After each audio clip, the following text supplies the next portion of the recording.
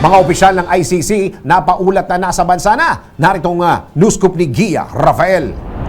Napaulat na nasa bansa na ang mga opisyal ng International Criminal Court noon pang Oktubre upang mag-imbestiga kaugnay sa war on drugs. Kabilang sa mga kilalang miyembro ng investigating team ng ICC Senior Investigator na nasa bansa ay sina William Rosato at Glenn Cala. Batay sa mga report, dumating si Rosato sa Ninoy Aquino International Airport noong Oktubre 19 sakay ng Malaysian Airlines MH804 at kasama niya si Maya Brakin, isang American interpreter.